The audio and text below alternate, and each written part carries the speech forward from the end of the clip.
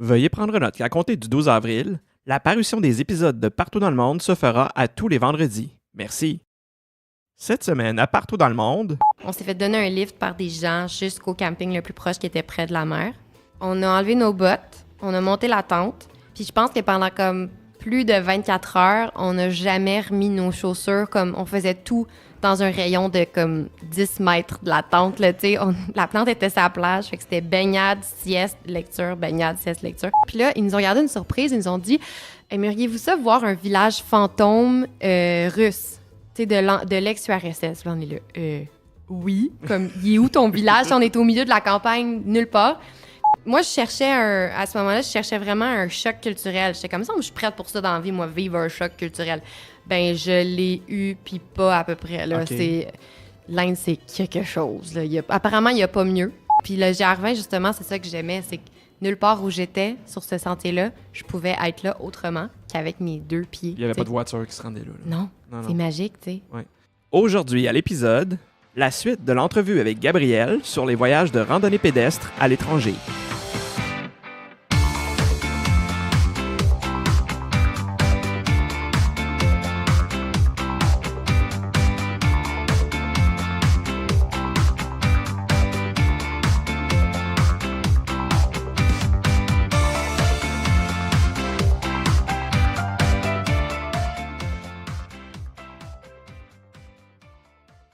Donc aujourd'hui, on enregistre l'épisode au Café Perco. Ça se trouve sur la rue Villeray, au 753 rue Villeray. Et en ce moment, on est dans l'annexe qui fait partie du café. Qu'est-ce que c'est l'annexe? C'est un espace fermé qui est louable à l'heure et que vous pouvez utiliser pour vos réunions et vos rencontres. La salle est fermée et ça comprend un téléviseur, un tableau blanc, une table avec des chaises confortables et c'est vraiment idéal pour, par exemple, enregistrer un podcast. Et leur salle, vous pouvez la réserver sur leur site web ou sur la page Facebook. En plus, ils sont vraiment super accueillants. Leur café est excellent et leur dessert aussi. Donc, je vous recommande fortement de visiter leur page web qui s'appelle percocafé.com ou sur leur page Facebook. Merci de nous accueillir aujourd'hui pour l'enregistrement de cet épisode. La semaine dernière, on faisait la connaissance de Gabrielle, une passionnée de randonnée pédestre. Et on s'était laissé sur la question suivante. S'il y avait un voyage que tu voudrais nous raconter, est-ce qu'il y a un voyage que tu pourrais comme nous faire une espèce de récit de ton odyssée de randonnée pédestre? Ben, je pense que le GR20, ça peut être un bon Ouais, comment ça s'est passé, bon mettons, filon. quand tu es allé? Le GR20, on rappelle, est en Corse. En Corse, ouais. Comment tu as fait ça, puis comment ça s'est passé? Ben dans le fond, ça a été encore une fois, aller gratter un peu de l'information, mais comme c'est un sentier qui est marché beaucoup dans une année, c'était quand même relativement facile d'aller chercher l'information. Le prix aussi, j'en ai pas parlé, mais un avantage de la randonnée pédestre, c'est que c'est quand même du voyage pas très cher là, par rapport à quelqu'un qui voyage en hôtel puis qui visite des musées, qui mange au resto. Là. Ouais. T'es limité dans tes dépenses quand tu fais juste marcher à longueur de journée. Les refuges, j'imagine que les refuges sont gratuits ou Non, pas tout à fait? sur le GR20, tu as l'option de dormir en refuge, mais avec un nombre très limité. Donc, en haute saison, c'est quand même, faut que tu réserves d'avance. Mais tu peux aussi dormir en camping. Et on m'avait chaleureusement recommandé le camping pour la question des ronflements, des dortoirs, là, fait que tu partages quand même ton intimité avec du monde pendant comme 2 semaines. Puis les punaises de lit, c'est niaiseux, mais du monde qui, tu sais, il y a comme une trentaine de départs au moins par jour, donc des gens qui embarquent sur le sentier. Fait qu'il y a tellement de monde qui passe par jour, par semaine, etc., dans ces refuges-là, que c'est effectivement un vecteur de transmission de bébites. Fait que toutes ces raisons m'ont poussé à privilégier ma tante. Et donc, tu payes au gardien du refuge, je pense que c'était comme 10 € la nuit, c'était pas très cher. Non, c'est très raisonnable. Puis tu pitches ta tente où est-ce qu'il y a de la place. Puis des fois, t'as des douches. Rarement sont chaudes. Non. En général, c'est bien froid. C'était la plus longue que j'ai faite. Là. Okay. C'était 16 étapes qu'on a faites en 13 jours. Finalement, on a doublé quelques étapes. Nous autres, ça nous intimidait un petit peu parce que on s'était fait dire, puis je pense que c'est vrai, là, qu'il y a à peu près 50% de taux d'abandon. Donc, 50% des gens qui commencent le GR20, au final, ne le terminent pas. Puis on se disait, mon Dieu, on va-tu faire partie du 50%? On va-tu se rendre? C'était à peu près combien de kilomètres par jour que vous deviez marcher? Bonne question. C'est le GR20 en soi, je pense que c'est 250 km. Tout le faire au complet. Au complet.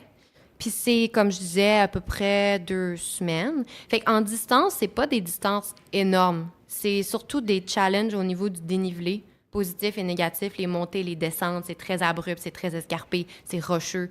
Surtout la partie nord, la première moitié est beaucoup plus rocheuse et difficile que la partie sud où tu es un petit peu plus bas, donc plus en forêt, puis tout ça. Je sais plus ce que je disais. On parlait de la difficulté des sentiers. Ah oui, c'est le ça. taux d'abandon. C'est ça, taux d'abandon. Ben, du niveau de difficulté peut-être, puis aussi des blessures. Ah, OK. Puis Ouais. une chose que j'ai comprise, c'est que... Il y a des gens qui pensent qu'ils sont capables de faire ça, mais qui n'ont pas vraiment comme pris conscience de ce que ça représentait comme justement au niveau de sentier, de difficulté, de distance, de dénivelé. Exactement. C'est ça qu'on a réalisé sur le fait, en fait, c'est qu'on est parti à plusieurs. Le premier jour, deuxième jour, on se suit quand même pas pire. Puis là, plus ça allait, plus on perdait des joueurs. Puis il y avait souvent des gens qui avaient prévu comme clencher puis faire des étapes doubles puis tout ça. Nous, on prenait ça mollo. Puis là, on les rattrapait une journée plus tard. Puis là, il y avait la cheville foulée. Puis c'était comme, bon, ben demain, je retourne au village puis je m'évacue, tu sais. Fait que je dis pas tout le monde, il y en a qui réussissaient leurs objectifs, mais... Ça, c'était-tu des gens que tu connaissais ou c'est des gens qui se... Non, qu'on rencontre sur le sentier, Ok. parce que nécessairement, comme on n'est pas non plus des centaines, ben il y a des liens qui se créent parce Ouais, que ouais. tu te suis longtemps. Puis, est-ce qu'il y a, comme tu dis, est-ce qu'il y a beaucoup de monde? C'est-tu bien achalandé comme sentier? Ou... Ça reste achalandé. Moi, je l'ai fait au mois d'août. En plus, c'est là que tous les Européens sont en vacances. Là, Exact, fait que ouais. c'est le pic. Mais c'était pas non plus désagréable, du genre, t'es tout le temps en train de piler sur quelqu'un, là, Ouais, tu sais. t'attends pour avancer, là. Mais c'est sûr qu'il y a des petits endroits où il y a comme des câbles, des échelles, des choses comme ça qui rendent le parcours plus compliqué. Puis ces moments-là, ces journées-là où tu as des étapes comme ça, ben ça crée des petits bouchons parce que là, c'est un à un, tu passes, puis les gens sont un peu plus nerveux, fait qu'ils Ouais. prennent leur temps. Mais sinon, c'était pas... On avait quand même la possibilité de vraiment profiter du paysage, puis ça reste quand même grandiose et peu développée. Là, les ravitaillements se font soit en hélicoptère ou à dos d'âne. Fait que c'est pas non plus... tu traverses des routes, là, Non, ça reste non. assez sauvage. Puis tu le fais, toi, tu avais décidé de le faire du nord au sud. Moi, j'ai fait du nord au sud. Est-ce qu'il y avait il y a pas de sens particulier pour le faire? On peut le faire dans n'importe quel sens qu'on veut, j'imagine? On peut. C'est plus commun du nord au sud. Peut-être justement parce que les gens aiment mieux faire la partie difficile au début. Oui, ben oui, c'est sûr. T'es plus en forme aussi, puis vu que tu avances à tous les jours, t'es pas comme « Ah, aujourd'hui, je prends une journée de congé. » Il y en a qui font ça? Ou, Oui, il y en a qui prennent des journées de congé à c'est correct, travers. Ouais. Il y a des endroits qui sont peut-être plus... tu sais, il y a des refuges qui sont un peu moins équipés ou dans des lieux un peu moins chouettes pour passer une journée complète, mettons. Mais il y en avait un, je me souviens, il y avait des grandes vasques. Ça, c'est comme le truc vraiment chouette en Corse, c'est qu'il y a des grandes vasques d'eau qui sont creusées dans la roche à plein d'endroits. Ouais. Fait que ça devient des prétextes à baignade de l'été, là. Tu t'arrêtes, tu déposes ton sac, tu te pitches dans l'eau, puis tu repars rafraîchi. C'est creuser même le roc? Creuser à même le roc par l'eau, là, naturellement, là. Ah, OK. Fait que c'est comme des espèces de grosses piscines naturelles. Oui, c'est ça. OK. C'est ça. Ça, c'est notre gros fun, là, de les trouver puis d'aller se baigner dedans. Fait que, je pense qu'il y avait un refuge, à un moment donné, il était vraiment à côté de ces vasques-là. Fait que, tu sais, une journée là, tu te baignes, tu fais de la lecture, tout ça, c'est le fun. Il y en avait d'autres où tu t'imagines pas nécessairement passer une journée complète. On y avait pensé une fois parce que, justement, on s'est fait prendre par l'eau. Ah, elle a l'air tellement bonne, c'est sûr qu'elle est correcte. Puis non, il y a des pâturages en Corse, là. Il y a beaucoup de chèvres, de vaches, tout ça. Fait que il y avait peut-être quelque chose plus haut qu'on n'avait pas soupçonné. Puis on n'avait pas eu la meilleure nuit cette nuit-là. Fait que le lendemain matin, c'était toute une aventure de repartir puis de se motiver, de remettre son sac puis de dire que j'y vais, j'ai mal au ventre, mais tu sais, go. OK. Dans le fond, ce serait quoi c'est quoi les arrêts que t'as fait? Tu te souviens-tu un petit peu ou... Sur le GR20? Ouais. Ben, je pourrais pas les nommer, mais chaque refuge, ça, c'est quand même un truc chouette aussi. Chaque refuge, ben, a un nom, puis a un peu une personnalité qui est souvent collée au gardien. Tu sais, il y a comme un gardien de refuge à chaque endroit qui est un peu comme le responsable. C'est lui qui décide de ses ravitaillements.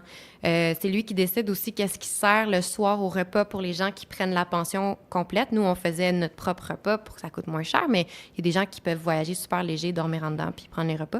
Fait que chaque refuge est réputé comme telle place, lui, à toutes les soirs. Puis toutes les soirs, c'est la même affaire en général. Fait que telle place, c'est du poulet, telle place, c'est de la lasagne, Puis les gens identifient un peu comme celle-là, c'est la meilleure, tu sais. Puis nous, on s'était fait dire telle soirée, si vous voulez vous payer la traite, mangez-là, il fait de la lasagne. Puis c'était une bergerie, fait qu'il prenait le fromage de sa bergerie pour faire la lasagne.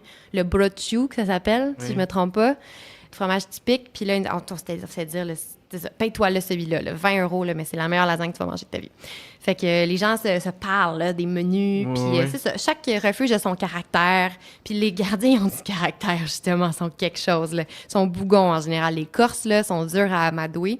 Avec l'accent québécois, c'est plus facile un peu, ça les fait rire. Probablement, oui. Fait qu'au bout de 10-15 minutes, ils finissent par se détendre. Mais a priori, là, c'est pas les personnes les plus sympathiques du monde là, quand t'arrives le soir. Là. On n'est pas au Québec. Comme... Ouais. Wow.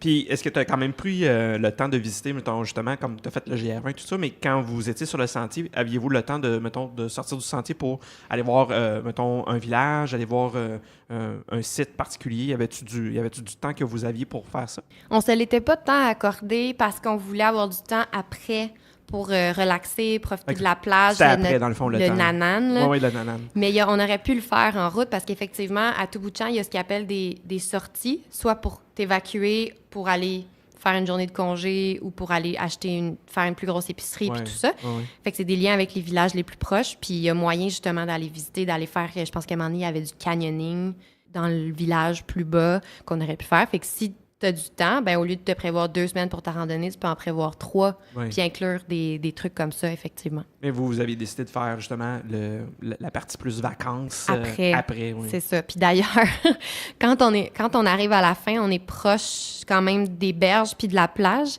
Fait que quand on est sorti du GR20, on s'est fait donner un lift par des gens jusqu'au camping le plus proche qui était près de la mer. Puis on a enlevé nos bottes, on a monté la tente. Puis je pense que pendant comme plus de 24 heures, on n'a jamais remis nos chaussures. Comme on faisait tout dans un rayon de comme 10 mètres de la tente. Là, la plante était sur la plage. Fait que c'était baignade, sieste, lecture, baignade, sieste, lecture. OK, vous étiez sur la plage? Ouais. Ah, wow. Ouais, le camping était sur la plage. Puis c'est tout ce qu'on voulait. On voulait pas mettre quoi que ce soit autour de nos pieds. On voulait juste comme plus bouger. Puis il y avait même, je pense, une petite épicerie dans le camping. Fait que c'était parfait. On était comme autosuffisants. On n'avait pas besoin d'aller nulle part. On faisait juste avoir les pieds dans le sable, puis on bougeait plus de là. Fait que la plage était vraiment la récompense après la marche. Là. Fait que tu l'as fait au complet. Oui. Vous avez réussi. On a réussi. Puis, as-tu eu mal au corps pendant longtemps après ça? Ou Ben, c'est ça, les pieds étaient fatigués. Ouais. Fait qu'on avait hâte d'être en sandales. Puis, oui, c'est vrai, j'ai fini mes bottes. J'avais oublié ça. J'ai complètement achevé mes bottes sur le sentier. Ah oui? C'est dur sur des bottes, le GR20, parce que c'est du roc, puis t'as tout le temps le pied coincé comme entre 2 roches, puis tout ça, fait que t'es beaucoup en équilibre. Puis moi, j'avais des vieilles bottes de cuir, mais que j'avais comme étraînées, là, tu sais, partout, puis je les aimais donc bien. C'était tes pantoufles, là. C'était mes pantoufles, mais ils n'ont pas fini. Je pense que c'était 3 jours avant la fin, la semelle a complètement fendu en 2. Fait que je pouvais plus marcher avec. Fait que là, je les ai comme mis dans mon sac. Puis j'ai fini, je pense, avec les running de mon copain, parce que lui, il portait ses bottes, fait qu'il m'a prêté ses running. C'était pas optimal, mais j'ai fini avec ça. Puis ben, j'ai été obligée de les jeter en arrivant à la fin. Puis je les ai pris en photo. Puis j'étais comme, oh, j'ai laissé mes bottes ici. Mais ouais, c'est rough sur les bottes. Tu as parlé tantôt du Népal. Je suis très curieux de savoir comment ça s'est passé. Vraiment bien. Ben nous, il faut dire, on arrivait de l'Inde, où on avait fait un voyage, un parti de voyage plus, justement, culturel, ville et tout ça. On avait fait Mumbai, Delhi. Quand tu dis « on », c'est... C'était avec mon copain aussi. OK. C'était pas pour un projet, c'était pas pour un truc de travail. C'était vraiment... on avait vu Slumdog Billionaire cette année-là. C'était l'année qui était sortie. Puis on a fini le film, puis on a fait « Hey, on va-t'en en Inde? OK, on va aller en Inde. » Moi, à ce moment-là, je cherchais vraiment un choc culturel. J'étais comme ça, je suis prête pour ça dans la vie, moi, vivre un choc culturel. Ben, je l'ai eu, puis pas à peu près. Là. Okay. L'Inde, c'est quelque chose. Là. Apparemment, il n'y a pas mieux comme choc culturel. Si tu en veux un, c'est là que tu vas. Fait que quand on est arrivé au Népal, ça faisait 3 semaines qu'on était en Inde, puis qu'on était comme surstimulés à tous les niveaux, là, comme odeur, humain, son, bruit, klaxon, tout. Les gens sont tout le temps dans ta bulle. Là. Oui. Puis chaleur, c'est chaleur suffocante, c'était l'après-mousson. Fait que juste avant la saison des pluies, là, c'est comme il y a une tension dans l'air. Même les chauffeurs de tuk-tuk, là, les gens de taxi là-bas sont comme écrasés dans leur véhicule puis sont plus capables de fonctionner. Fait que quand on est arrivé au Népal, au lieu de faire 45, il faisait 35. Mais 35, quand il arrive de 45, c'est frais, là. Oui. Fait que ça a tellement fait du bien. Puis les gens sont moins dans ta bulle aussi. C'est beaucoup plus laid back, beaucoup plus relax. On était à Katmandou. C'est la capitale de la randonnée. Là. C'est des marcheurs qui passent. C'est plus aussi dans la mentalité bouddhiste. Donc, il y a comme un plus, justement, de... Chacun pour soi. Ben, pas chacun pour soi, mais... Zénitude un petit peu plus, plus groundé. Ouais. Fait que ça a été comme salvateur, notre arrivée au Népal. C'était comme, wow, OK, on est bien. Fait qu'on a passé du temps dans Katmandou à préparer notre randonnée. Puis ça, c'est un autre exemple d'autres façons de fonctionner. Tu sais, comme, c'était tellement dur d'aller chercher l'information. Le Népal, c'était un pays tellement lointain pour moi. En plus, j'étais quand même jeune. Là, j'avais comme 22 ans, je pense. Fait que je savais pas trop comment tu prévois une randonnée au Népal, tu sais. Fait qu'on avait engagé une petite agence locale qui s'appelait Ecology Nepal Treks, qui était supposée avoir des conditions de travail acceptables. Acceptables et intéressantes. Qui respectent les travailleurs. Ouais. C'est ça, pour les guides et les porteurs. Nous, on n'avait pas pris de porteur, finalement. On avait notre stock sur notre dos, mais on avait embauché cette petite agence et donc on avait un guide pour nous deux. Fait qu'on a comme préparé notre trek, mais c'était pas de la grosse préparation parce qu'au Népal, justement, tu te promènes chez l'habitant. En tout cas, nous, c'était ça. On était vraiment chez l'habitant. Fait qu'on mangeait tout le temps la même chose. On mangeait du dalle de lentilles avec du riz, avec nos mains, à tous les soirs, chez les gens. Fait qu'on n'avait pas énormément de choses à préparer, à prévoir. Pas de camping, pas de nourriture. Avec le guide, vous amenez où est-ce que vous... C'est ça. Le guide savait où est-ce qu'on s'en allait. Puis c'était 8 jours dans les montagnes, pas très loin de Katmandou. Puis après, on avait quelques jours encore pour rester à Katmandou, mais j'ai adoré. Puis c'est ça, je suis pas allée du tout du côté des Annapurna et tout ça. Fait que c'est pour ça que je dis, j'ai vraiment envie d'y retourner plus longtemps. Là. J'irais passer facilement quelques mois au Népal. En plus, c'est pas cher, tu sais, c'est quand même pratique quand tu voyages avec des petits budgets. Tu peux voyager plus longtemps parce que le billet d'avion, c'est ton plus gros coût, mais après, une fois que tu es sur place, oui, dans ces pays-là, c'est ça. Insignifiant. Le coût de la vie est beaucoup moindre que nous, tous les pays d'Europe aussi. Là. Oh, yeah. Puis, tu es très conscientisé au niveau justement de l'environnement. Comment ça influence ta façon de voyager? Comment tu vis ça, vu que tu es très conscientisé? Tu imagines que toi, tu prends pas des gros 4x4 très polluants ou des trucs comme ça quand tu te déplaces? Bien, je pense que le fait que la majorité de mes voyages sont soit axés sur la marche ou le vélo, c'est justement pour que ça ait un sens aussi avec mes valeurs. C'est-à-dire que je suis pas madame road trip en général. Là. Je suis pas mal plus, justement, je me déplace avec mes jambes ou mon vélo. Évidemment, je suis pas parfaite. J'ai pris l'avion quand même une couple de fois dans ma vie, comme vous pouvez le deviner. J'aspire à le prendre moins. Je suis consciente que c'est vraiment un privilège des Occidentaux. Fait que j'aspire à voyager plus localement, de plus en plus. Oui. Puis on n'est pas mal pris non plus. Hein. On a des méga beaux parcs, des beaux paysages, puis tout ça. Puis sur place aussi, j'ai jamais fait ça là, non plus, prendre des petits vols pour me déplacer. Il y a des gens qui font tout leur voyage en avion là, pour sauver du temps.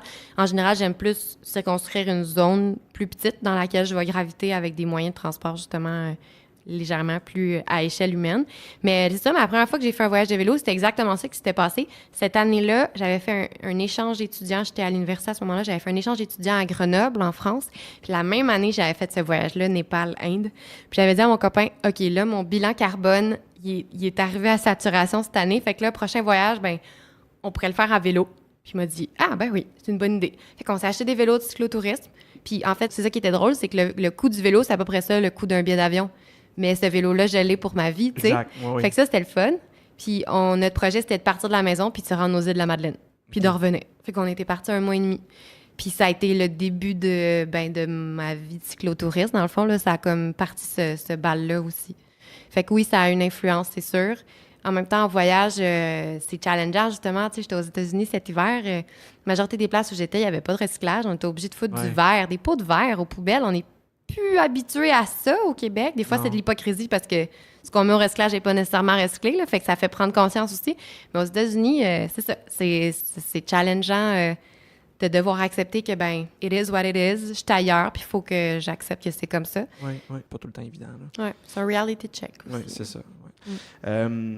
Comment tu dirais que la randonnée te permet de mieux profiter des endroits que tu visites ou des voyages que tu fais? Mettons, on se dit, quand tu es allé plus à l'étranger, tu as fait de la randonnée, mais est-ce que tu as quand même pu profiter du niveau culturel ou du niveau historique ou des différents endroits que tu as visités? Comment tu as vécu ça? Bien, c'est une façon de voyager différente. On le voyage de l'intérieur, dans le fond, là, par les terres, par la nature. Fait que c'est sûr que je mentirais pas quand tu manges déshydraté pendant une semaine, c'est pas là que tu découvres la gastronomie locale. En Corse, c'était un petit peu plus facile, justement, à cause des bergeries, pour le fromage, le saucisson qui est réputé là-bas, puis la bière corse qui est aussi excellente. Fait que le soir était cher parce qu'elle arrivait en hélicoptère, mais de temps en temps, tu sais. Elle arrivait en hélicoptère? Ben, selon les trucs moins accessibles, c'était en hélicoptère, puis ceux qui sont plus proches des villages, c'était à dos d'âne. Mais ça demeure quand même exigeant et c'était très cher. Là, tu sais, ta bière, t'as payé 4 fois le prix, mais après une grosse journée au sommet de nulle part, elle est bonne en tabarouette, tu sais, fait que ça vaut la peine. Fait que encore, c'était peut-être un peu plus facile de découvrir la gastronomie comme ça, mais il y a bien des endroits où est-ce que c'est ça, tu sais, tu manges tes affaires à toi, fait que c'est pas le meilleur moyen.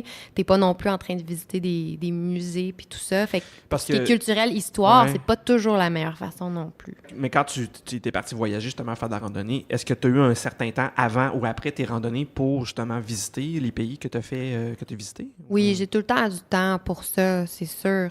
Parce que de toute façon, il faut que tu te gardes du temps pour, ne serait-ce qu'atterrir puis comprendre un peu qu'est-ce qui est quoi, comment ça fonctionne, faire ton épicerie. Fait que, tu sais, t'en profites pour avoir du temps de lousse pour visiter. Mais c'est sûr que dans la randonnée en soi, c'est pas la première chose. Par contre, j'ai un exemple en tête qui était à la fois culturel et randonnée. Je parlais tantôt de la Chilkoot Trail, qui était cette randonnée qui traverse de l'Alaska au Yukon.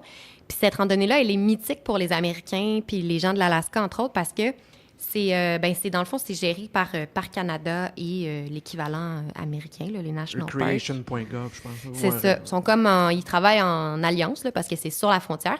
Puis c'est un musée à ciel ouvert en ce sens que tu refais la route de la ruée vers l'or. Ah oui. Donc des gens qui arrivaient de Washington, tout ça, qui arrivaient en bateau à Skagway, puis qui partaient à pied avec ce qu'il y avait dans l'espoir de trouver de l'or, puis de finalement enrichir leur famille. Fait que sur le sentier, on fait carrément cette marche-là des gens qui faisaient la ruée vers l'or. Il y a toutes sortes d'artefacts qui ont été comme abandonnés par les gens qui étaient trop chargés. Fait qu'il y a des chaussures, des cannes de conserve, toutes sortes de trucs. Puis évidemment, c'est un milieu préservé, donc on demande aux gens de ne pas toucher, de ne pas déplacer quoi que ce soit. Avec, oui, c'est ça. Mais c'est quelque chose que j'ai jamais vu nulle part ailleurs, tu sais. Puis des fois, il y a des bouts de construction, des ruines, des choses comme ça. Mais il y a beaucoup d'objets personnels. C'est ça qui est le plus drôle. Il y a vraiment des bottines laissées, des bouteilles de bière, des choses comme ça. Qui date, on parle du début du 19e, du 20e J'ai siècle. plus les dates, là. Fin 1800, début 1900, là, quasiment. Là.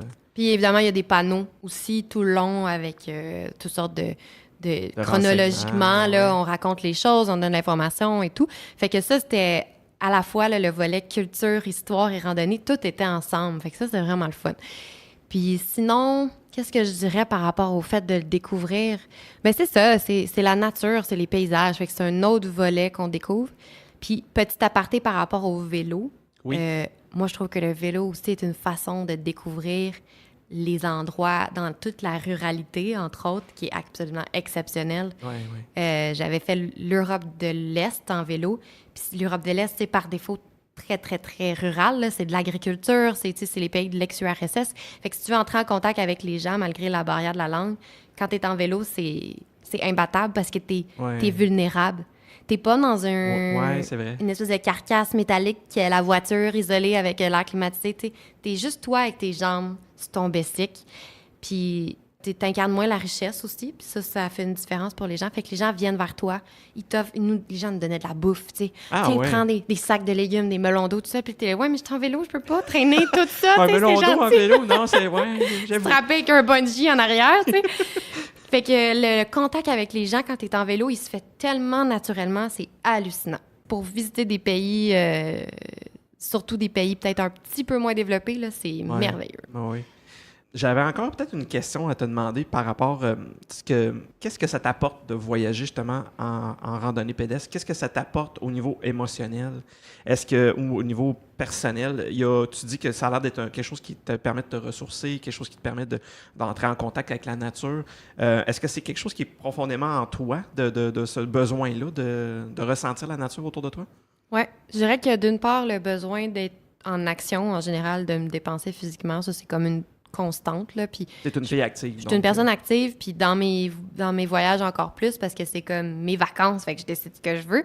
Fait que j'aime ça, que ça soit, tu sais, ça, physique, puis j'aime beaucoup me déplacer. Tu sais, point A, point B, justement, avec mon sac, avec mon vélo, tout ça.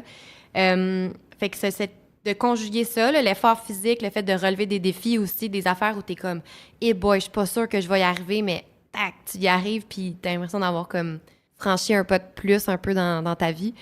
Puis je dirais aussi que c'est bénéfique pour la confiance en soi, tu sais, quand tu réussis justement à atteindre des objectifs que tu n'étais pas sûr que tu allais être capable, ben juste de toi par rapport à toi, tu sais, pas pour te vanter, mais juste de « Hey, je l'ai fait », fait que ça te donne une confiance en bien des affaires, des obstacles de la vie que, dans le fond, tu peux franchir aussi.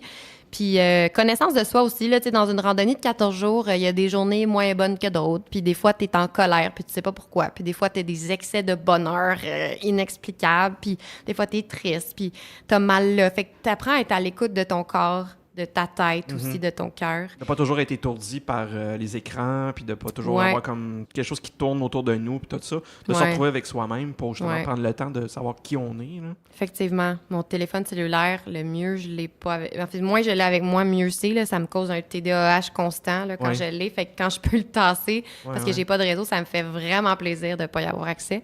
Fait que tout ça, c'est quand même très bénéfique. Puis d'être à l'écoute de tout ça. Ces changements d'humeur-là, ça permet d'apprendre à se connaître un petit peu, d'être un petit peu plus en recul par rapport au flot de la vie qui est tout le temps intense, puis où tu es coupé de tes sentiments, puis de ce que tu ressens, puis tout ça. Puis ça m'aide à gérer mon stress, justement, quand je reviens chez moi. Ça revient vite, pareil, là, on va se le dire, là, mais... La vie quotidienne, elle nous rattrape assez rapidement. Ouais. C'est-tu quelque chose que tu recommanderais à des gens autour de toi? Tu te dis, hey, regarde, t'en as jamais fait, ou peut-être que tu devrais peut-être partir, faire juste une journée peut-être dans la forêt, puis aller marcher. Ça t'es-tu déjà arrivé de recommander ça? Là? Oui. Puis ce que je vais toujours recommander, c'est d'y aller graduellement. Si c'est la première fois que tu pars en randonnée, peut-être tu vas pas faire le GR20 tout de suite. Non, ben c'est ça. Là, peut-être que 2 semaines en solo, en autonomie complète, c'est un petit peu intense, puis ça se pourrait que t'aimes pas ça. Puis là, faut pas que tu te dises que... Tu vas te brûler en commençant. C'est ça. Fait que je dirais d'y aller graduellement. Puis je pense qu'il y a plus de personnes qui le pensent, qui peuvent avoir la piqûre de ça. Il y a plus de monde qui disent « Ah, moi, je pense que c'est pas pour moi », mais qui, dans le fond, ils seraient surpris de voir qu'on peut vite devenir... addict, là, si on veut. Oui, puis il y a des gens que c'est la partie camping qui les... Oui, c'est vrai. Qui les intéresse pas, qui veulent absolument avoir le confort, ou qu'ils veulent bien dormir, ou ils ont peur des insectes, ou peu importe. Mais il y a quand même moyen de faire de la randonnée. En refuge. En refuge, et ou ne serait-ce que de partir une journée, puis de faire 4, 5, 6 heures de randonnée, puis à la fin, ben, t'arrives, puis tu es revenu à ta voiture, t'as fait une boucle, ou tu arrives dans un autre endroit, puis tu peux dormir en hôtel, en auberge, même des fois en auberge de jeunesse, tout ça. Il y a toutes ces possibilités-là, là, fait que c'est infini. Là. Puis tu vas découvrir des paysages, puis tu vas découvrir des choses vraiment spectaculaires. Là. C'est le meilleur moyen de voir la nature, parce que si tu veux... C'est facile, l'exemple que je donne tout le temps, c'est aux États-Unis, tu peux stationner à 3 mètres du ravin du Grand Canyon. Tu peux mettre ta voiture au bord du ravin. Fait que oui, tu vas le voir, le Grand Canyon, mais tu n'auras jamais le kick de descendre justement comme tu as fait dans le fond du Grand Canyon, ou de descendre dans un canyon. Je suis allé à Canyonland, je suis allé aussi à Bryce, tout ça, de descendre dans le canyon, de marcher sur la roche comme telle, pas juste être assis sur ton capot de voiture puis de regarder. Oui, le paysage est magnifique sur ton capot de voiture, mais de le ressentir quand tu le fais en randonnée, c'est complètement différent. Oh, oui, vraiment. Puis heureusement là, qu'il y a des endroits comme ça qu'on peut accéder seulement avec nos jambes. Ça donne aussi la petite touch spéciale. Il n'y a rien. Ouais. Moi, je me souviens quand j'ai monté le Mont Washington avec mes parents plus jeunes. On est arrivé en haut, puis là, t'as comme le train qui se rend, puis je pense, y a-tu même une route? Je sais pas, en tout cas. Puis j'étais, ben voyons donc, les gens, ils ont même pas marché. Ben non, il y a un train. Mais là, pourquoi nous, on a marché? Tu sais, c'est ça aussi. Ils l'ont fait en voiture aussi. Oui, c'est ça. Fait que c'est le fun. Puis le GR20, justement, c'est ça que j'aimais, c'est que nulle part où j'étais, sur ce sentier-là, je pouvais être là autrement qu'avec mes 2 pieds. Il n'y avait pas de voiture qui se rendait là. Non, c'est magique, tu sais. Ouais. J'ai fait le Haut Atlas au Maroc avec un guide, justement. Là, on a fait le tour du Toucal en 5 jours. Puis c'est ça, il n'y avait pas de route. Là. Ça n'existait pas. Fait que on marchait avec le muletier puis le guide dans les sentiers avec les cultures en terrasse d'un village berbère, tout ça. Là, c'était débile. Là. Fait que On n'avait presque même pas prévu de faire ça. On pensait qu'on allait faire une petite randonnée. Une le balade fun. en forêt. Puis finalement, on a fait un 5 jours, puis c'est ça. Fait que non, ça a été ma débile malade. Ouais. Ça serait quoi ton prochain voyage? Est-ce que tu as déjà une idée de ce que tu voudrais faire pour le prochain voyage? Il y a trop de choix. Il y a trop de choix? Trop de choix. Et mettons un que tu as commencé à planifier. Là. Y a-tu quelque chose? Planifier, non. Moi, je suis pas du genre à planifier mes trucs. Des fois, j'ai des amis qui savent que dans 2 ans, ils vont aller là. Puis je fais vraiment. Tu sais, moi c'est d'habitude 4 mois à peu près. Là. Mais 4 mois, c'est une bonne moyenne. ouais, c'est pas pire. Ça laisse le temps de booker des billets d'avion. Puis Oui, de oui. lire 3-4 guides. Tu sais. Oui. Mais quand j'ai fait mon voyage de vélo en Europe de l'Est, 3 mois, ça a duré 3 mois. C'était mon plus long voyage de vélo que j'ai Tu m'as dit fait. que tu avais fait 5300 km. Ouais, entre la Russie et la Grèce. Donc, d'un océan à l'autre. Il va falloir qu'on se revoie pour ça. Pour parler de ça. Ouais. Ça m'intrigue Je peux en énormément. parler longtemps. Ouais. Puis quand j'ai fait ce voyage-là, évidemment, moi, quand je fais des voyages, je fais juste avoir plus d'idées de voyages qui viennent en tête. C'est comme, ça. je pourrais aller là, il y a ça que j'ai pas fait, tout ça. Puis les pays Balkans, qui font aussi partie de l'Europe de l'Est, donc on parle de la Croatie, la Macédoine, la Bosnie, tout ça. Ça, on n'a pas eu le temps d'y aller parce qu'il fallait faire des choix. Fait que je me suis dit, OK, ça va être le prochain. Puis ça sera un autre 3 mois où je le ferai comme en boucle. Puis ça sera un combo mer et montagne. Fait que ça m'obsède depuis. Je veux le faire, mais 3 mois de vacances d'affilée, j'ai pas ça souvent dans ma vie. Fait que, bon, il va falloir que je force un peu la note si je veux le faire pour vrai. Mais c'est vraiment dans ma tête depuis ce temps-là. Je veux le faire. Puis sinon, à la marche, là, en randonnée, je dirais que le Népal... Il travaille, ouais. Encore une fois, ça fait un certain temps qu'on veut y aller, mais ce qui n'est pas évident, c'est les saisons pour y aller. Parce tu peux pas y aller quand tu veux, nécessairement. C'est ça. L'été, ça marche pas. C'est la mousson, c'est la pluie. Quand j'étais là, j'étais comme pas mal limite là, sur le début de la mousson. Puis je me souviendrai toujours, il y avait une journée, notre guide nous avait dit, cette journée-là, vous allez voir, on va voir l'Everest. C'est la montagne pas connue là, dont on parlait tantôt. C'est ça, fait que là, on était prêts, là, OK, cette journée-là, on va voir l'Everest au loin. Là. Puis c'était l'après-mousson, fait que c'est très nuageux, fait que l'Everest était dans les nuages et on ne l'a pas vu. Fait que Népal, c'est ça, il faut trouver la bonne saison, puis souvent, c'est l'automne ou le printemps, puis personnellement, je travaille dans les milieux scolaires, c'est là que ça se passe. Exactement. Fait que j'attends le bon timing, mais puis sinon, la haute montagne, là, la Concagua, tout ça, ça m'a donné envie d'en refaire, puis on m'a bien conseillé le Pérou. Comme pays, pas très cher, avec... paraît que la bouffe est écœurante, les gens sont gentils, pratique un peu mon espagnol. Fait que le Pérou, ça existait... ça existait pas, là, c'était pas une priorité nécessairement dans mes destinations. Aller faire le Machu Picchu. Ouais, tant qu'à y être. C'est ça. Tant qu'à y être, la foule. Habla espagnol un poquito? Un poquito. OK. Si. Et si tu avais un conseil à donner, un conseil, le conseil que tu dirais qui est le plus important à donner à quelqu'un qui voudrait faire de la randonnée, qui commence ou qui en a déjà fait, mais qui voudrait comme aller encore plus loin, là, comme des choses que tu fais, là. Ce serait quoi le conseil? C'est ça, tantôt j'ai dit y aller graduellement, mais je vais pas me répéter. Non, mais c'est un très bon conseil. Ouais, y aller graduellement. Puis par rapport à l'équipement, j'ajouterais peut-être de pas voir ça trop gros. C'est-à-dire que c'est vrai que quand tu regardes ça, tu es aïe, il manque tellement d'affaires, ça va me coûter tellement cher. Mm-hmm. Mais dans les faits, il y a moyen aussi d'emprunter du stock au début, puis des fois de louer. Tu fais du camping une fois dans l'hiver, va pas t'acheter un sac de couchage moins 30 à 400$ pour la fois. Ça se loue à l'accordé ou chez Mec un sac de couchage d'hiver. Mm-hmm. Tu l'essayes, puis d'un coup, t'aimes pas ça, exact. C'est correct, c'est fait. Puis des fois, tu as des amis qui en ont, puis qui peuvent te prêter. Oui, c'est ça. Des raquettes, là, c'est le fun d'en avoir quand t'en fais toutes les fins de semaine. Sauf que si t'en fais 2 fois dans l'hiver, il y a tellement de monde autour de nous qui ont des raquettes qui dorment dans un cabanon que ça vaut pas la peine. Fait que de faire aller le réseau aussi, là... Oui, tu n'as pas commencé non plus à s'équiper avec des choses très, très dispendieuses au début, des choses de qualité, mais pas trop dispendieuses, qui peuvent être aussi de seconde main. Puis, si on voit qu'on tripe vraiment, puis on dit, là, je m'en vais en Patagonie ou je m'en vais au Népal, là, ça vaudrait peut-être la peine de t'équiper avec de l'équipement vraiment top of the line. Parce que si tu tripes à en faire, tu es aussi bien d'investir. Moi, c'est ma philosophie. Moi, j'achète pour la vie. Pour la vie. J'achète un sac à dos pour la vie, j'achète une tente pour la vie. Je dis ça, puis en même temps, ma tente a brisé 2 fois. Fait que je la change. Pour la vie, c'est tough, là. Mais bref, j'essaie tout le temps d'investir. C'est sûr que c'est plus cher à l'achat quand tu achètes, mais tu dis, j'achète peut-être pour 15-20 ans.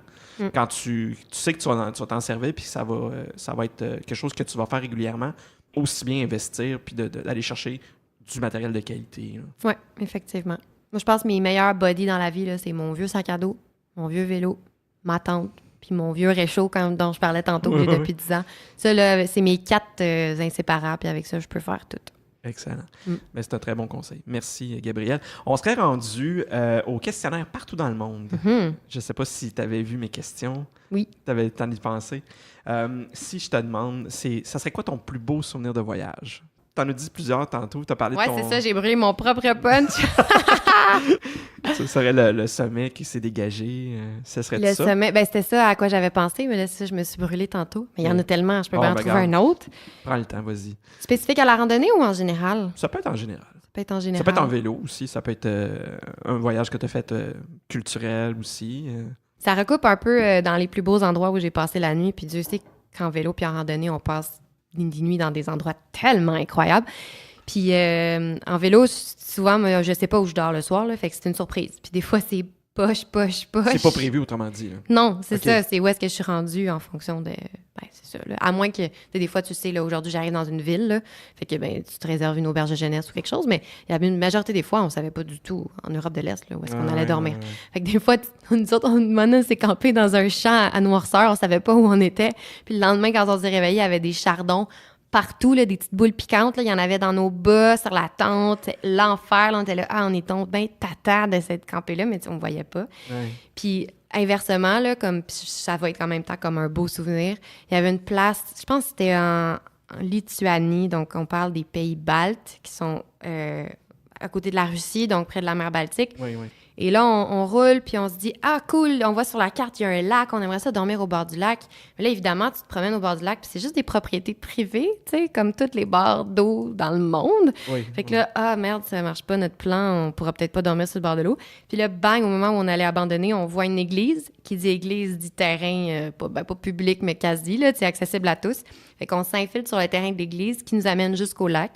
Puis là, on fait « Ah, wow! Ben là, on va dormir ici. Il n'y a plus personne, il est tard et on se fera pas chicaner. » Fait qu'on s'est installé sur le bord du lac, on a eu un coucher de soleil, puis il y avait un cygne. Puis j'ai pas vu beaucoup de cygnes dans ma vie, là. Fait qu'il y avait un cygne qui est venu se poser puis qui a paradé pendant toute l'heure qu'on faisait le souper. Fait que là, on a fait des photos écœurantes sur le lac avec le reflet du cygne puis tout ça. Puis c'était comme... Tu sais, c'était pas prévu. Puis c'était juste vraiment le fun. Je pense même qu'il est revenu le lendemain matin. C'était vraiment comme notre body. C'était le signe. Où c'était le gardien? Ou c'était le gardien du terrain de l'église. Peut-être qu'il nous a stoulés après. Ah, peut-être. Ouais. Personne nous a chicané. Personne nous a chicané, personne nous a vus. Le truc dans ce moment-là aussi, c'est que tu déjeunes tôt puis tu t'en vas. Là. Tu prends pas 3 cafés, là, tu sais. Non. Surtout, t'enlèves les signes... de traces de passage. Oui, c'est ça. Oui. Tu défais la tente rapidement. Après, on se dit, oh non, on est juste venu prendre notre déjeuner. Oui, c'est ça. Oui. Plus que la tente est démontée rapidement, c'est moins problématique. Ouais. Donc, ton pire souvenir, ça serait-tu les chardons? Les chardons, c'est un pas pire, pas bon. Ouais. Je sais pas si c'est le pire, mais ça n'était pas un bon. OK. L'endroit où tu t'en as déjà parlé, mais l'endroit où tu aimerais retourner pour mieux découvrir? Ah, le Népal. Le Népal? Ouais. J'aimerais ça retourner en Patagonie aussi, mais je pense que je vais aller au Népal avant. En premier, oui. Mon copain n'est pas encore allé, puis c'est un de ses rêves. Puis la Patagonie, on a aimé ça, mais il y avait beaucoup de touristes quand on est allé. Parce que c'était la haute saison touristique. C'était la haute saison, donc c'était l'hiver. Mm-hmm. Puis on n'était pas prêts à ça. Ça aussi, c'était ça. Nos informations n'étaient pas à jour. Puis c'est vraiment une destination hyper prisée en ce moment. Là. C'était comme au top de Lonely Planet, je pense, l'année passée. Fait que... Oui, il y a eu une grosse vague de gens qui allaient justement en Amérique du Sud et en Patagonie. Terre de feu, tout ça. Ouais. Fait que si jamais on y retourne, on va être prêt psychologiquement, puis on va peut-être choisir des secteurs aussi un petit peu moins mainstream que ce qu'on a fait. Un petit peu plus reculé, oui. Ouais. Fait que je dirais Népal avant Patagonie. OK. Ton meilleur repas, c'était à quel endroit? Oh, Ou c'était à quel moment dans tes voyages de randonnée? Mais tu sais, en randonnée, tout est vraiment excellent, là, des fois. Tout goûte fois 10 mieux. Oui, tout goûte fois 10. Fait que, tu sais, en randonnée, vite de même, je le sais pas, là, mais c'est ça. Tout est incroyable. Puis en Europe de l'Est, qui est en vélo, là, pas en randonnée, mais un truc que je trouvais génial, c'est que comme tu es en ex-URSS, tu as encore, dans bien des pays, les fameuses cantines où les gens allaient manger pour des peanuts, là, tu sais, parce que, on était dans le communisme, fait que, tu sais, tout le monde devait manger à sa faim, puis tout. Fait que des espèces de cantines où est-ce que tu peux avoir un repas complet, là, genre copieux, avec une soupe, puis tout ça pour... C'est comme des grosses cafétérias? Ouais, des grosses cafétérias avec un plateau, là, tu sais, là, vraiment cantine. Ça fait cantine d'école un peu, puis les travailleurs vont tous là manger sur leur dîner. Puis quand on a découvert ça, on était vraiment comme... Wow, OK. On n'a pas besoin de manger des wraps le midi. On peut aller manger comme un gros repas chaud en dedans pour comme 5$. OK. Fait que c'était toujours super bon, là, du comfort food. Des patates, puis... Ouais, patates, du borsch avec des betteraves. Fait que ça, c'était bien le fun d'avoir les moyens de manger, pas au restaurant, mais comme kind of, là, puis de pas toujours avoir à cuisiner pour soi-même. Ah, ça, c'est quelque chose que je connaissais pas. C'est un très bon conseil. Ouais. Ta pire expérience de transport? En Inde puis au Népal, en Inde, là, c'était particulièrement pas le fun. Le train, les autobus. Le train, les autobus. On a passé la nuit des fois dans le train aussi. C'était pas des bonnes nuits. Puis les gens, ils étaient comme fascinés par les Blancs. Fait qu'ils nous encerclaient, puis ils nous regardaient, puis ils nous observaient pendant comme des fois 4 heures d'affilée. Fait que là, quand je dis t'as pas ta bulle, c'est t'as pas ta bulle. Là, t'sais. C'est pas juste coller sur quelqu'un, il te regarde en plus. C'est ça, t'es debout, t'es encerclé, il y a des odeurs, ça sent fort, t'es tout pogné, il fait chaud, c'est l'été.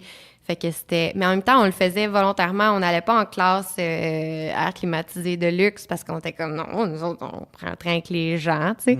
Fait qu'on... Je regrette pas, là, mais c'était pas des expériences... C'était formateur, mais c'était pas agréable. Mais sinon, c'est vrai, j'en avais une autre. Oui, vas-y. Quand on était en Patagonie, justement, la gestion des frontières n'était pas super familière. Là. Chili, Argentine, t'es tout le temps en train de passer d'un à l'autre parce que les montagnes divisent ça. Ouais, puis la frontière n'est pas marquée la peinture jaune à terre. C'est ça, il y a des frontières naturelles. Puis à un moment donné, on pensait que le bus allait nous amener comme l'autre bord de la frontière. Là, on avait pris un bus pour un transport. Mais en fait, le bus, il voulait pas traverser la frontière, puis on savait juste pas, mais c'était tout le temps ça qu'il faisait. Il déposait comme un peu avant la frontière, puis il repartait. Fait que là, on était comme, OK, bon, fait qu'on va marcher, tu sais. Mais là, ce qu'on savait pas, c'est qu'entre la frontière chilienne et la frontière argentine, il y avait genre 7 kilomètres sur une route de terre en plein soleil. Ça faisait comme un U. Tu sais, il était vis-à-vis, mais avec des clôtures barbelées puis tout, là, fait que tu peux pas traverser. Ça faisait un U complet. Puis là, on marchait, puis on était là, non, je peux pas croire qu'on s'en va là-bas, puis qu'on arrive de là-bas, puis on savait pas à quoi s'attendre. Fait que, tu sais, c'était comme... Puis il faisait chaud, puis on avait nos sacs, puis tu sais... Puis là, non, tous les mots d'église sont sortis de nos bouches pendant cette marche-là, là, c'était pas agréable. Puis là, quand on arrivait à l'autre bord, on passait la douane argentine, mais il n'y avait rien qui nous attendait. Il n'y avait pas d'autobus. Puis la prochaine ville n'était pas proche. Fait que là, les gens se battaient pour les taxis qui arrivaient. Mais il n'y en avait pas assez pour tout le monde. Fait qu'en tout cas, c'était vraiment... Cette journée-là, là, on est arrivé. Oui, mais ça, c'est un endroit particulier qui ça faisait ça ou... Oui, ça a été la seule fois que ça a été aussi pénible. Parce que d'habitude, le bus, il nous déposait à la frontière. Il nous laissait passer la douane. Il nous reprenait. Il nous amenait au suivant. En tout cas, c'était long. C'était quand même pénible. Mais... fallait pas marcher 7 km entre les deux, là, tu sais. C'est fou, ça. Surtout quand tu ne sais pas d'avance. Est-ce que tu te souviens du nom de l'endroit? Je le retrouverais sur une carte, là, vite comme ça, je me souviens pas, mais... Non, c'est pas grave. OK. La plus belle rencontre que tu as faite lors d'un voyage? Oh mon Dieu, ça aussi, c'est difficile.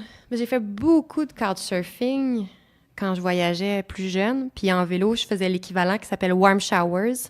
Oui, j'ai déjà vu ça. Qui est un réseau de gens sur Internet de cyclotouristes qui accueillent les autres chez eux.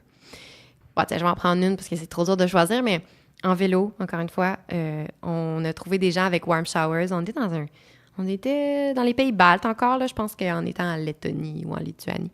Puis on était en campagne, là, fait que c'était comme un peu inusité qu'il y ait des gens qui puissent nous accueillir comme à l'endroit où on était, mais on avait trouvé. Puis c'était un petit couple de jeunes qui vivaient là, quasiment en autosuffisance. Il y avait un bébé, il y avait leur petite fermette, puis tu sais, ils étaient super zen, puis tout, ils vivaient super simplement. Puis ils ont été tellement fins, on devait arrêter juste pour la nuit.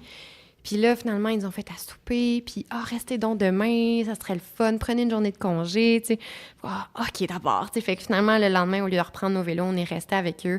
Puis on a passé la journée ensemble, on est allé visiter des chutes et tout ça. Puis là, ils nous ont regardé une surprise, ils nous ont dit « Aimeriez-vous ça, voir un village fantôme russe? » Tu sais, de l'ex-URSS. Là, on est là « Oui. » Comme, il est où ton village? On est au milieu de la campagne, nulle part. Fait que là, ils sont comme, ben, suivez-nous, tu sais. Fait qu'on est parti à pied, puis on a traversé comme des champs, puis une petite forêt. Puis bang, on est arrivé dans cet endroit-là avec des bâtiments, pas à perte de vue, là, mais c'était quand même grand, là. Ça pouvait sûrement accueillir à l'époque au moins 1000 personnes. Puis t'avais l'hôpital, l'école pour les enfants des officiers. T'avais vraiment, là, tu sais, tout le petit village. Puis c'était vraiment entouré de forêt parce que c'était un village un peu comme secret. Puis, ben, entre-temps, ça c'est comme... ça a été abandonné, évidemment, là, avec la... C'est tombé en ruine. C'est ça. Puis comme c'est en retrait des villes et tout ça, ben ça n'a pas été comme récupéré pour en faire un musée ou quoi que ce soit. Tu sais, ça a été pillé un peu par des gens qui sont venus chercher des trucs de valeur, mais il restait encore toutes sortes d'objets d'époque. Fait que de se promener là-dedans, là, dans une espèce de musée à ciel ouvert avec la vitre pétée partout, tu sais, puis les endroits pour les tirs des officiers, puis les portraits de Staline, parce que c'était complètement pété, puis on était tout seul là-bas avec eux, puis on était comme, OK, c'est quoi les chances qu'on se retrouve là avec eux, tu sais? Fait que il y a toutes sortes de rencontres vraiment incroyables qui se produisent dans ces voyages-là, puis ça, c'en est une parmi tant d'autres. Ben, écoute... Village fantôme. Peut-être qu'ils s'ennuyaient, justement, quand ils sont arrivés, puis ça a cliqué, puis on fait « Hey! On est des amis! » Des amis! C'est vraiment le fun, ça. Le pire endroit où tu as passé la nuit? Je pense que c'était l'affaire des chardons que j'avais eu l'idée. Puis ma nuit sur le train en Inde aussi, là, c'était vraiment pas le fun. Parce que comme les gardiens du train, ils étaient choqués de voir des Blancs dormir à terre dans un train, chose que les Indiens font. Mais là, vu que c'était des Occidentaux, c'était comme, mais voyons, je sais pas, on avait comme pas le bon statut social pour faire ça. Ça les choquait. Ils nous réveillaient, puis ils étaient comme, vous avez pas le droit de faire ça. Puis on disait, ben tout le monde le fait. Ouais, mais non, là, vous devriez avoir une couchette. Puis on était comme, mais non, on n'a pas payé pour une couchette. Puis là, ils partaient, ils allaient voir, ils allaient prendre de l'information, chercher, voir s'ils pouvaient pas nous mettre ailleurs. Puis là, ils revenaient bredouille parce que tout était occupé, tu sais. Puis ils faisaient ça comme, il se passait pas le mot, fait que tout le monde venait nous déranger toute la nuit. Fait qu'on a dormi comme par tranche de 20 minutes, là, et encore, là. C'était horrible comme nuit. Bon, chose à retenir si on fait des voyages de train en Inde. Ouais, la couchette, c'est un petit luxe, mais ça peut valoir la peine au final, là. La chose qui t'accompagne toujours en voyage et dont tu ne peux te passer. J'ai envie de dire mes verres de contact. Pour être sûr de bien voir. Je suis très myope, fait que pas de verres de contact en voyage. J'aurais pas pensé. Ça paraît pas. Non, ben grâce aux verres de contact. Oui. Non, je suis très myope, fait que sans ça, je pourrais pas aller nulle part. Mais c'est ça, j'ai essayé de penser si j'avais pas un petit objet fétiche, un truc le fun, puis j'ai vite de même, je le vois pas. Mon opinel, tu sais, mon petit couteau français, là, ça c'est vraiment chouette en voyage. Il y en a que c'est un canif, là, qu'ils ont toujours sur eux, tout ça. Mais c'est pas original en camping. Non, mais c'est ton objet à toi. Ouais. Mais tu vois, il y a des gens qui vont dire, moi, ça va être mes écouteurs, il y en a qui ça va être, mettons, mon cellulaire, parce qu'ils ont besoin de prendre des photos, il y en a qui veulent être en contact avec leurs amis, tout sur leur famille. Mais tu sais, il n'y a pas de mauvaise réponse à ça parce que c'est ton objet à toi. C'est vrai que mon gros appareil photo Canon, il est gros puis c'est pas logique de traîner ça, mais il m'a suivi dans presque tous mes voyages. Ouais, je sais. Je te file parce que moi aussi, je fais de la photo. Quand je pars en voyage, tout le temps comme... Pourquoi t'amènes tout ce stock-là? Ma copine est là. Pourquoi t'amènes tout ça? Je suis comme, parce que si je l'ai pas, je vais être là-bas. Puis je vais dire pourquoi je l'ai pas amené. Fait que je l'amène. Ouais, ça me rentre pas dans la tête de faire des photos avec mon cellulaire dans un voyage. Ouais, les cellulaires 100 milliards, là, on a quand même des meilleurs appareils qu'avant. Là. La fois que tu as eu le plus peur en voyage? T'as parlé des grizzlies tantôt. Ouais, les grizzlies, ben, tu sais, j'ai pas eu la frousse de ma vie parce que je n'ai pas rencontré de proches. Là. J'en ai vu de loin sur la route, mais j'étais tout le temps en sécurité. Il y a eu une fois en randonnée, c'était pas en longue randonnée, mais c'était au Yukon. J'étais dans le parc de Kluane National Park, parc magnifique au Yukon. Puis je faisais de la randonnée toute seule cette journée-là. Puis justement, là, j'étais comme en mode un peu le goût de vivre. Là, je me challengeais. Fait que je me suis aventurée sur une randonnée qui était plus ou moins balisée, plus ou moins marquée, c'est-à-dire qu'elle était en théorie marquée par les randonneurs eux-mêmes, mais pas avec des balises là, claires et tout ça. Fait que je me suis ramassée dans un endroit où j'aurais peut-être pas dû être, dans des éboulements de roches. Puis c'est devenu tellement à pic de plus en plus, puis tellement difficile de monter que j'étais rendue à chaque... J'étais quasiment en escalade, dans le fond, là. Okay. Puis à chaque main et pied que je bougeais, il fallait vraiment que je shake la roche pour tester chaque prise. Puis une fois sur deux, la roche était friable, fait qu'elle se défaisait sous ma main. Puis là, plus je montais, plus je me disais, OK, là, je suis toute seule. Puis clairement, ce que je fais en ce moment, c'est tellement pas intelligent. Mais en même temps, je vois pas comment je vais redescendre non plus. Parce que c'était tellement friable et j'ai l'impression que ça allait juste s'ébouler en dessous de moi. Fait que j'étais comme dans une situation où je me disais, là, t'es vraiment niaiseuse, ma fille, d'être là. T'es tout seul. S'il arrive quelque chose, je sais même pas si j'avais du réseau cellulaire, tu sais. Puis quand j'étais arrivée au sommet, je me suis dit que j'allais pas refaire ça, déjà, que c'était pas une bonne idée. Mais j'ai eu comme un coup d'émotion qui a relâché. Okay. Je pense que là aussi, je me suis mis à pleurer. Ça doit être mon pattern. Moi, je me mets à pleurer quand j'arrive au sommet. Fait que cette fois-là, ça a été des émotions fortes. J'ai vraiment eu peur. Mais t'étais-tu sur un vrai sentier ou non? Non, c'était déjà pas un vrai sentier. C'est-à-dire, il existait dans la liste des sentiers du parc, mais il disait non, une unmarked ou quelque chose. Okay. Puis en plus de ça, non seulement ça, mais je pense que je m'étais égarée de ce qui était techniquement un semblant de sentier. Fait que je suis revenue par un autre chemin d'ailleurs. J'ai pas pris cet éboulis-là, mais j'ai vraiment eu peur. OK, mais t'as réussi à retrouver ton chemin. Oui. À partir du sommet, c'est plus facile parce que tu vois où ça part, mais quand t'es dedans, puis que plus tu montes, moins tu vois autour de toi aussi. Oui, c'est ça. Quand t'arrives sur un sommet, habituellement, puis s'il y a des sentiers qui se rendent dans ce sommet-là, c'est ça, t'as une perspective. Tu peux partir par un autre sens. Là, ta plus belle découverte en voyage? Mon Dieu. Je sais pas. Quelque chose que t'as fait, puis tu fais « Ah, je m'attendais tellement pas à ça.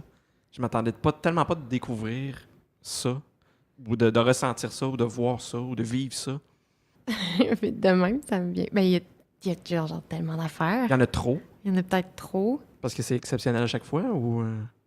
Oui, puis, tu sais, moins ton voyage il est planifié, plus tout est découverte, là. Oui. Fait que comme tu disais, voyage de vélo... c'est ça, j'en ai parlé tantôt un peu, la haute montagne. Quand on a fait le camp de base de la Concagua, donc on était en Argentine, pas très loin de la frontière chilienne, donc au nord de la Patagonie, dans le fond. Oui. C'était la première fois que je m'aventurais dans quelque chose où j'allais monter au-delà de à peu près 3800 mètres, qui était le pic que j'avais fait au Népal, qui n'est pas si haut, mais assez pour ressentir quand même un peu l'effet de l'altitude. Puis on s'est aventuré là-dedans en se disant, on va apprendre à gager un peu notre corps.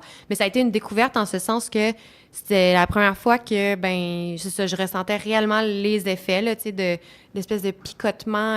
Moi, j'avais l'impression d'avoir des bulles de champagne qui popaient entre mes sourcils un peu, là. C'est bizarre à expliquer, mais c'est vraiment intense au début, les maux de tête. Puis de voir ton corps s'adapter, puis à un moment donné, le mot de tête disparaît, fait que là, tu montes un peu plus. Puis là, il rappelle un petit peu, mais d'être toujours à l'écoute comme ça, puis dans l'hydratation et tout. Puis en plus, il y avait des médecins à chaque camp de base ou camp d'acclimatation qui étaient là pour regarder ton taux de saturation de l'oxygène et tout ça. Fait que c'était vraiment un genre d'apprentissage, tu sais, de faire « Ah, OK, mon taux de saturation, il a baissé. » Tu sais, puis le lendemain, il remonte parce qu'en fait, ton corps, il rattrape éventuellement. Là. Il s'adapte, puis Fait que ça a été une belle découverte. Puis on s'est dit que c'était peut-être pas un objectif dans notre vie là, d'aller faire les 7 summits là, de Kilimanjaro puis tout ça. Là. Ça coûte tellement cher en plus faire ça. Mais qu'on avait envie de peut-être retoucher un petit peu à la haute montagne. Il y a quand même quelque chose d'un peu trillant à ça. Là. Puis y aller progressivement, encore une fois. Oui, vraiment.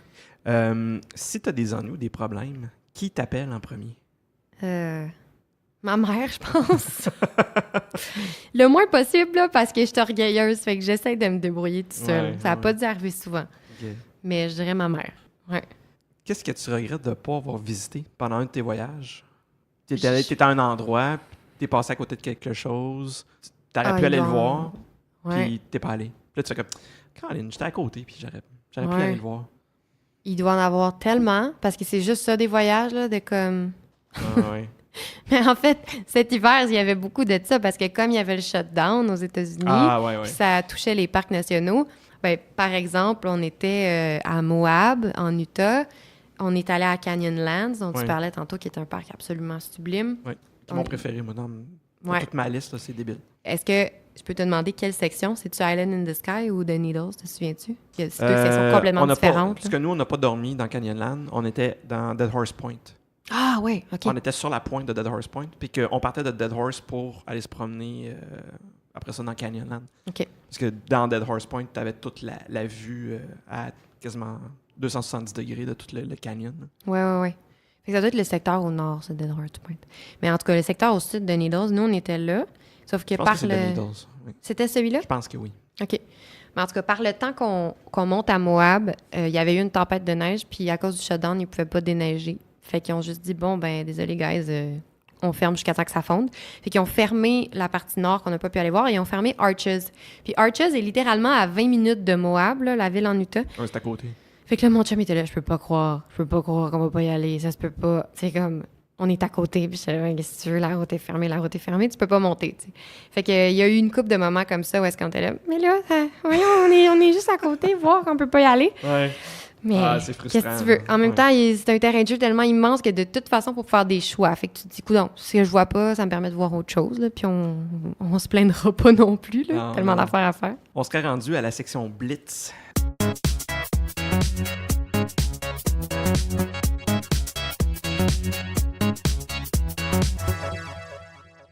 Oh, c'est quoi, c'est la section Blitz? C'est une surprise, ça. Oui, c'est une surprise. Uh-oh. Je t'explique. La section Blitz, en fait, c'est que je te donne le choix entre une chose et l'autre chose. Et il faut que tu choisisses une seule chose. En rafale. En rafale. OK. Je te donne le choix entre hôtel 5 étoiles ou auberge de jeunesse. Auberge de jeunesse. Auberge de jeunesse. Voyage préparé, planifié ou improvisé. Oh mon Dieu, improvisé. Improvisé. Camping sauvage ou hôtel de luxe. Camping sauvage. C'est sûr. Bouffe de rue. Dépend du temps, là. Des fois, on change d'idée, là. Mais... Bouffe de rue ou table d'hôte. Difficile. Ah, pour changer un peu, je vais dire table d'hôte. Non, mais toi, ce que tu ferais, là. Ben oui, mais c'est ça, parce que des fois c'est le fun là, de manger bien, là, tu sais. Ouais, Les absolument. samosas, c'est bon, mais pendant une semaine, c'est long. Là. Exact. Parfait. Thé ou café? Café. Café. Centre-ville ou campagne? Oh, Seigneur, ça, c'est ma dualité, hein. Moi, je suis née en ville, mais en tout cas...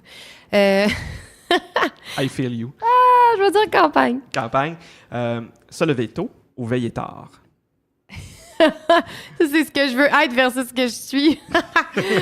Je vais dire se lever tôt parce que c'est ça que je veux faire, être. On est deux là-dedans. Ouais. Voyager seul ou en groupe? Seul. Seul. Ouais. Tout inclus ou backpack? Backpack. Le tour du monde pendant 1 an avec une tente et un sac à dos ou une année complète dans la même villa de rêve en Méditerranée? Ah, le tour du monde. Le tour du monde. Hey, une année dans une villa, tu t'emmerdes, là. Putain, des bons romans. Saut en parachute ou plongée sous-marine? Plongée. Plongée.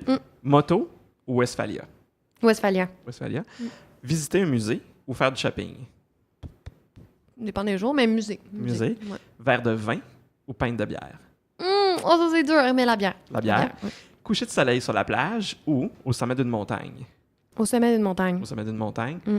On se loue une voiture ou on prend le train ou l'autobus? Le train ou l'autobus. Et dernière question.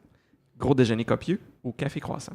Gros déjeuner copieux. Café croissant pour une randonnée, là, c'est pas soutenant. Moi, en Corse, là, parenthèse, là, tu sais, les Français, là, sont pas très protéines, là, les déjeuners, là, c'est ça, là, c'est croissant, Ouais. chocolat et Oui, type du pain puis des confitures. des confitures, tu sais. Puis même dans les refuges sur le GR20, c'est ça qui servait aux gens, parce que maintenant, on s'est dit, hey, on pourrait aller voir c'est quoi les déjeuners, on pourrait s'en payer un à un moment donné. Puis là, on était là, mais non. Fait que nous, on se traînait un pot de beurre de peanut, c'était ça nos protéines du matin. Puis je comprenais pas comment ils carburaient sur des toasts puis de la confiture aux framboises, tu sais. Ouais, je Ça m'est pense jamais que rentré dans la tête. c'est leur métabolisme, puis ils sont comme ça depuis la naissance, fait que j'imagine que pour eux, c'est normal. Là, puis... J'imagine. C'est où tes bines? Il est où Tes ton bines, jambon à tes bière? œufs, C'est ça. Écoute, Gabriel, merci encore une fois de toute ta générosité. On est rendu, juste pour le fun, on est rendu 1h55 d'enregistrement. Ça a l'air de rien. Hein? Mais encore, comme je te dis, merci beaucoup de toute ta générosité, de tous tes renseignements. C'était vraiment, vraiment passionnant. Ça m'a redonné le goût. Ça fait longtemps que j'en ai pas fait de randonnée pédestre, mais là, ça m'a redonné le goût. Yeah! De longue randonnée surtout. Là. Ouais. Puis j'aimerais ça qu'on se revoie éventuellement pour que tu nous racontes ton grand voyage de vélo, de cyclotourisme en Europe dont tu as fait mention à plusieurs reprises dans le podcast. Parce que c'est sûr que ça intéresse les gens. C'est devenu... Il y a comme une espèce de mouvance en ce moment. Là. Les gens veulent vraiment faire ce genre de voyage-là. Fait qu'on va sûrement se recroiser Avec plaisir. prochainement. Fait que à la prochaine. À la prochaine. Merci beaucoup. Merci beaucoup, Gabriel. Et merci au Café Perco de nous avoir accueillis ce soir pour l'enregistrement. Ciao. Ciao. Si vous avez des questions à propos de cet épisode ou pour toute autre question, n'hésitez pas à nous contacter à l'adresse partout dans le monde podcast@gmail.com. Nous sommes également sur Facebook et Twitter. Simplement recherchez Partout dans le monde podcast. Voilà, c'est déjà tout pour aujourd'hui. Revenez-nous la semaine prochaine pour un épisode sur les voyages entre amis avec Claudia et Olivier. Ciao!